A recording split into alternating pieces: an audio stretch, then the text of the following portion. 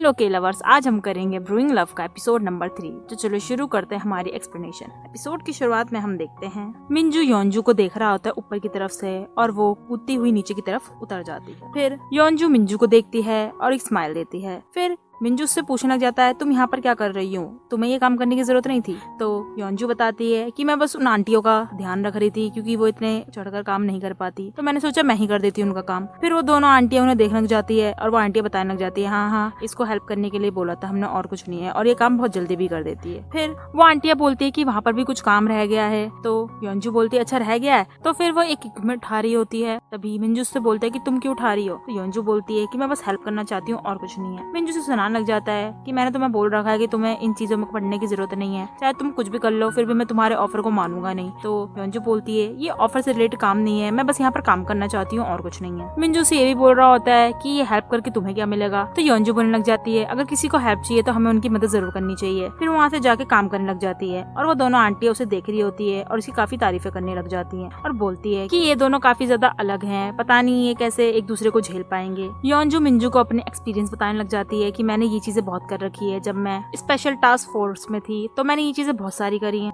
वो आंटियां बोलने लग जाती हैं कि इसको तुम पार्ट टाइम जॉब के लिए रख लो। तो मिंजू बोलता है कि मेरे पास ऑलरेडी पार्ट टाइमर है, मैं उसको अभी कॉल करता हूँ। तो योंजू बोलती है हाँ कर लो। जब मिंजू उसको कॉल करता है और पूछता है आने के लिए तो वो मना कर देता है। तो योंजू बोलती है कि मुझे पता था वो यही करेगा क्योंकि मैंने ही उसे बोला था, और वो हंसने लग जाती है। दूसरी तरफ हम देखते हैं हुई को, जो बोल रहा होता है मन मन में कि पता नहीं मुझे योंजू ने क्यों मना करा था, मेरे को फालतू में यहाँ पर रहना पड़ रहा है। और वो ऑफिस के बाहर देख रहा होता है लोगों को इधर उधर जाते हुए। फिर उसकी एकदम से नजर पड़ती है रियम पर, जो ऑफिस के अंदर जा रही होती है, और वो बोलता है ये तो वही सुंदर लड़की है। फिर वो उसका नाम याद करने वाला ही होता है और बोलते बोलते उसके मुंह से तेज से उसका नाम निकल जाता है। और उसी वक्त रियम पीछे मुड़ के देख रही होती है, पर हुई भी पीछे मुड़ जाता है और बोलता है कि मैं क्यों पीछे मुड़ा था, और वो एकदम से हंसने लग जाता है। दूसरी तरफ हम देखते हैं योंजू को, जो काम कर रही होती है और मिंजू पे नजर भी रख रही होती है। वो देखती है वो क्या क्या कर रहा है और उसके मूवमेंट्स को ऑब्जर्व करने की कोशिश करती है। और हम देखते हैं कि वो आंटी से बातें तो कर रही है पर उस पर नजर भी रख रही होती है और वो कुछ पॉइंट को नोट आउट भी करती है। जैसे कि वो देखती है कि अपने आप को वो खुजली कर रहा होता है, तो वो बोलती है कि मन मन में नोट करते हुए कि इसको फिजिकल कांटेक्ट अच्छा नहीं लगता है और ये काफी जल्दी इरिटेट भी हो जाता है। दूसरा पॉइंट वो ये देखती है कि वो अपनी शर्ट के पीछे के टैग्स को काट रहा होता है। तो वो बोलती है इसका मतलब ये अपने शर्ट के पीछे के टैग्स को काट देता है क्योंकि इसको इचिंग होती है, तो इसके शर्ट्स में ज्यादातर छेद भी इसलिए ही होते हैं। तो इसका मतलब ये वो कंक्लूजन निकालती है कि ये हाईली सेंसिटिव है। फिर हम देखते हैं मिंजू आंटी के पास जा रहा होता है और उसकी तभी नजर योंजू पे पड़ती है, जो काम कर रही होती है काफी ज्यादा। तो मिंजू जो पानी की बोतल लाया हुआ आता है वो एक योंजू के लिए भी ले जाता है। वहाँ पर वो उसके सामने खड़ा हो जाता है और उसे बोलता है कि तुम्हें यहाँ पर रहने की जरूरत नहीं है, वरना तुम्हें कुछ ज्यादा ही गर्मी लग जाएगी। तो योंजू बोलती है कि कोई बात नहीं, मैं इन चीजों के लिए इतनी वीक नहीं हूँ, वो आंटी को गर्मी ना लग जाए इसलिए मैंने इन काम को ले लिया और कुछ नहीं है। तो मिंजू से बोलता है कि तुम जितना भी काम कर लो मैं फिर भी तुम्हें नोटिस नहीं करूंगा। तो योंजू बोलती है कि मैंने इसलिए नहीं करा है कि तुम मुझे नोटिस करो, बस मैं ये करना चाहती हूँ और कुछ नहीं है। फिर वो मिंजू के हाथ में बोतल देखती है और बोलती है शायद ये मेरे लिए है। तो मिंजू से पकड़ाने वाला ही होता है। योंजू जब आती है उसे लेने के लिए तो वो उसके ऊपर गिरने वाली ही होती है और वो आंटी भी उसे देख रही होती है शौक की नजरों से। तो योंजू कैसे ना करके अपने आप को पीछे की तरफ ले जाती है और सीधी खड़ी हो जाती है और फिर वो चिल्लाने लग जाती है अरे तुमने देखा मैंने कैसे करा। और वो आंटी भी बोलने लग जाती है अरे ये क्या हो गया। मिंजू भी ये चीज देख के काफी शौक हो जाता है और बोलता है कि मैं इसको सामान पैकिंग करके कैसे भेजूं। और वहाँ से जा रहा होता है कि तभी उसका पैर कहीं पर ठुक जाता है। तो वो आंटियां बोलती हैं कि कोई भी चिंता लेने की जरूरत नहीं है, इसका बस ठुकता ही रहता है पैर, ये अपने घर पे भी ठुकता ही रहता है। तो मिंजू बोलता है कि हाँ ऐसा कुछ होता ही रहता है। तो अंजू बोलती है पर दर्द तो बहुत हो रहा होगा। तो मिंजू बोलता है बस कुछ नहीं है और वहाँ से जा रहा होता है। तो योंजू से देखती है और बोलती है इसका मतलब ये चीजों पे टकराता रहता है। ये दूसरा कंक्लूजन निकालती है। मिंजू आंटी के पास जाता है और बोलता है कि टाइम हो गया तो आप लोग खाना वाना खा ले। तो वो आंटियां बोलती है अच्छा हम चले आते हैं। तो योंजू पूछती है पर इतनी गर्मी हो रही है हम खाना खा खाएंगे उन आंटियों से। तो आंटियां बोलती है अरे टेंशन लेने की जरूरत नहीं है, हमारे पास एक जगह है। और वो आंटियां योंजू को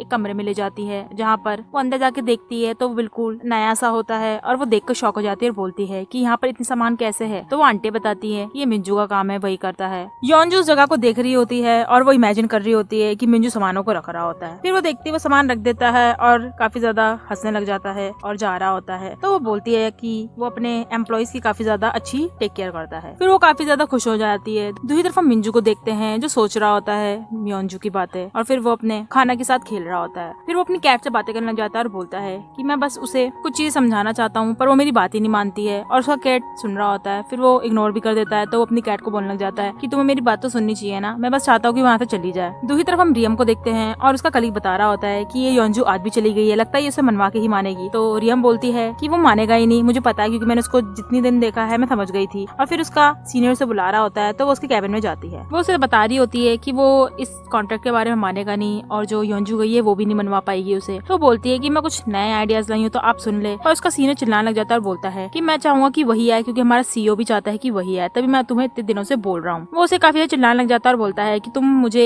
इस चीज पे मजबूर मत करो कि मैं तुम्हें योंजू से कंपेयर करूँ, तो तुम इस काम को करोगी या नहीं करोगी। तो रियम बोलती है हाँ मैं करूंगी, और वो कैबिन से बाहर चली जाती है। फिर वो अपने आप से बोलती है कि इसको कुछ पता नहीं है, मैंने इतने दिन रात करके इसको बनाया, उसने सुना भी नहीं मेरे मुंह से। फिर हम देखते हैं रियम के कलीग जो है उसको देख रहे होते चुपके से और पूछने लग जाते हैं कि बॉस ने तुम्हें डांटा है, डांटा है। तो वो हंस देती है और बोलती है ऐसा कुछ नहीं हुआ है। तो उसके कलीग्स उसके लंच के लिए पूछते हैं, तो रियम मना कर देती है और बोलती है मेरी डाइट चल रही है, मैं नहीं खा पाऊंगी। वो अपने ऑफिस से बाहर जा रही होती है, तभी किसी चीज की उसे खुशबू आ रही होती है और उस खुशबू की वजह से वो सिर्फ देखती है और उसे पता चलता है कि सामने की तरफ एक फूड ट्रक है और वहाँ पर हुई होता है जो लोगों को खाना खिला रहा होता है। तो रियम उस ट्रक के पास जाती है और हुई उसे देखता है और बोलता है अरे तुम तो वही हो ना, खूबसूरत वाली लड़की। फिर वो उसे कुछ से बोलने लग जाता है तो और बोलता है कि तुम्हें ये खाना है। तो रियम बोलती है हाँ मुझे खाना है। तो वो बोलता है चलो मैं तुम्हारे लिए बना देता हूँ, और उसे बनाकर दे देता है। तो रियम उसे खाती है और वो काफी ज्यादा डिलीशियस सा महसूस करती है। तो ही बोलता है अच्छा है ना, तो वहाँ बोलती है। फिर हम देखते हैं दूसरी तरफ से उसके कलीग्स आ रहे होते हैं, तो रियम छुपने की कोशिश करती है, तभी हुई वहाँ का पर्दा गिरा देता है और उसको ढक देता है। रियम उस चीज को खा रही होती है फिर भी, तो हुई उससे पूछता है कि एक और खाओगे। तो रियम बोलती है हाँ मैं एक और खाऊंगी। दूसरी तरफ हम योंजू को देखते हैं जो काम कर रही होती है और अपनी ग्रैंडमा से फोन में बातें कर रही होती है और उसे ख्याल रखने के लिए बोल रही होती है। तभी वहाँ पर मिंजू आ जाता है और उसे देख रहा होता है। योंजू बोलती है कि कितनी ज्यादा गर्मी हो रही है, तो वो उसकी तरफ पंखा कर देता है। पंखे को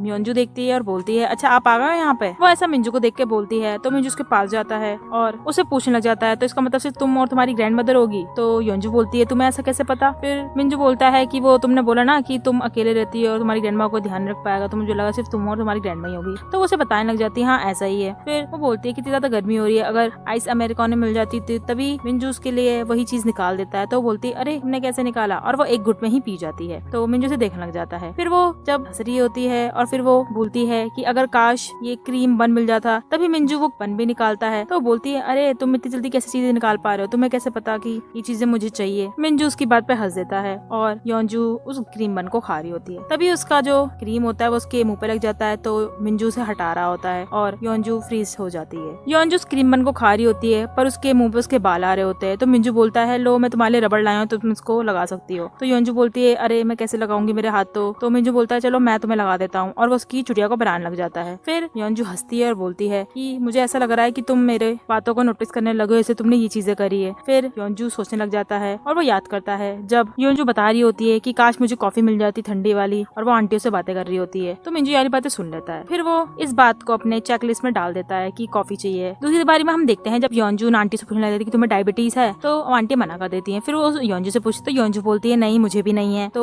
मिंजू इस बात को सुनता है और इसको चेकलिस्ट में डाल देता है कि स्वीट स्नैक्स के लिए। फिर हम देखते हैं तीसरी बारी में जब योंजू अपने बालों को बांध रही होती है किसी रस्सी टाइप की मदद से, तो मिंजू से देखता है और अपनी चेकलिस्ट में डाल देता है कि रबड़ की जरूरत है। फिर वो अपने जब डाइनिंग टेबल पर लंच कर रहा होता है तो वो उन चेकलिस्ट को सोचता है और बोलता है कि वो इतना काम कर रही है, चलो मैं उनके लिए इतनी चीजें तो कर ही सकता हूँ, और वो सारी चीजों को कलेक्ट कर लेता है। फ्लैशबैक खत्म हो जाता है और हम देखते हैं वो उसकी चुट्टियों को बांध रहा होता है। तभी वहाँ पर वो आंटी आती है और उसे देखने लग जाती है और घूर घूर के देख रही होती है। फिर वो उन दोनों को चढ़ाने लग जाती है, तो योंजू और मिंजू ये चीजों को मना करते हैं। फिर वो आंटी उसे चढ़ाते चढ़ाते बोलती है कि तुम तो इसे भेजने वाले थे, अब तो लगता है ये जाएगी भी नहीं। ये बात सोचते ही मिंजू याद करने लग जाता है जब वो बोलता है कि वो मुझे अनकंफर्टेबल महसूस करवाती है, तो मैं क्या करूंगा। वो डाइनिंग टेबल पे सोच रहा होता है। फिर वो योंजू को बोलता है कि मैं चाहता हूँ तुम यहाँ से चले जाओ। ये एकदम से सुनते ही योंजू बोलती है मतलब क्या बोलना चाह रहे हो, अभी तो कुछ बात नहीं थी। तो मिंजू बोलता है कि मुझे तुम्हें देखकर अनकंफर्टेबल फील होता है। तो योंजू बोलती है कि मैं इतनी तो बुरी नहीं हूँ, मतलब मेरी शक्ल भी इतनी बुरी नहीं है, पर मैंने इतनी सारी चीजें करी तुम्हारे लिए और तुम मेरे को ऐसे बोलो जाने के लिए। वो आंटी भी उसे देख के गुस्सा हो जाती है और बोलती है तुम कितने ज्यादा रूड हो रहे हो। तो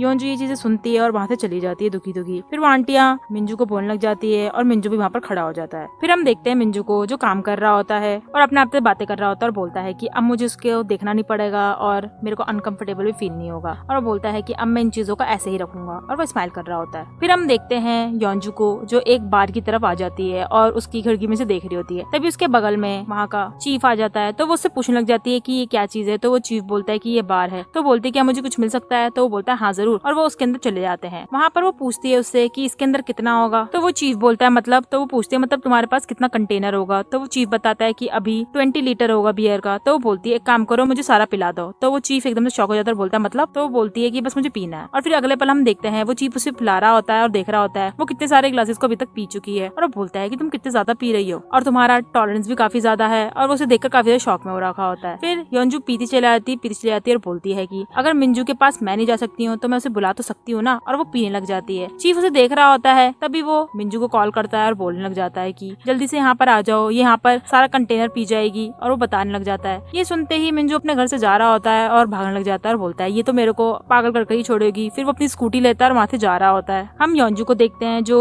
अब काफी ज्यादा ड्रंक भी हो रखी होती है और चीफ उसे देखता है और बोलता है कि जो बियर है वो तो अब खत्म हो चुकी है। तो योंजू हंसने लग जाती है और बोलती है यही तो करना चाहती थी मैं और कुछ नहीं। तो चीफ उससे पूछने लग जाता है कि तुम्हारा इतना ज्यादा टॉलरेंस कैसे है, तुम कितना पी पा रही हो। तो बताती है कि मैं बुसान से हूँ और वहाँ पर हम ऐसा ही करते थे, मेरे जो टीम मेंबर्स थे वो भी इतना सारा पी जाते थे। और वो काफी खुशी खुशी ये जगह बता रही होती है। तभी पीछे से मिंजू भी आ जाता है और उसे देख रहा होता है। पर योंजू चीफ से यही बातें कर रही थी और बोलती है कि मैं अपने कलीग्स को बचा के रहूंगी चाहे कुछ भी हो जाए, इसलिए मैं यहाँ पर आई हूँ और मैं ये करके रहूंगी। और वो अपने नाक को पकड़ने लग जाती है। चीफ मिंजू को बोलता है कि जल्दी आओ, इसने सारा कंटेनर पी लिया और ये अब ड्रंक भी हो गई है तो तुम इसको संभालो। तो मिंजू उसके पास जाता है और चेयर पर बैठ जाता है। तो योंजू से देखती है और बोलती है ओहो हम तो दोबारा मिल गए। तो मिंजू से बोलने लग जाता है कि तुम ऐसा क्यों कर रही हो। तो योंजू बोलती है बस मैं चाहती हूँ कि मैं ये चीजें कर पाऊँ और कुछ नहीं है। और वो मिंजू से बोलने लग जाती है कि मैं इतनी बुरी तो नहीं कि तुम मुझे देख भी नहीं सकते हो। फिर वो कुछ बोलने वाली होती है बोलती है कि कोई बात नहीं रहने दो। तो मिंजू से बोलता है तुम इतना ज्यादा क्यों कर रही हो। तो योंजू बोलती है कि बस मैं चाहती हूँ। तो मिंजू बोलता है कि मैंने तुम्हें बोला था ना कि तुम्हें ये चीजें करने की जरूरत नहीं, मैंने तुम्हें पहले भी बोला था। और हम फ्लैशबैक देखते जब वो उसी अम्यूजमेंट पार्क में मिलते हैं और वहाँ पर मिंजू से देख रहा होता है उसको रोते हुए। मिंजू सिर्फ बोलता है कि मैंने तुम्हें बोला था कि तुम बिल्कुल भी ठीक नहीं हो, तुम बार बार चीजों को क्यों कर रही हो जब मैं तुम्हें बोल चुका हूँ, तुम अपने आप को ठीक क्यों नहीं कर रही हो। और हम देखते हैं योंजू उसकी बातों को सुनते सुनते सो गई है। तो मिंजू उसकी तरफ हाथ करता है बोलता है कि तुम मतलब इसी पोजीशन में सो भी पा रही हो अब। और उसे देखने लग जाता है। फिर वो उसे बोलता है कि शायद अब मुझे उसे लेकर ही जाना पड़ेगा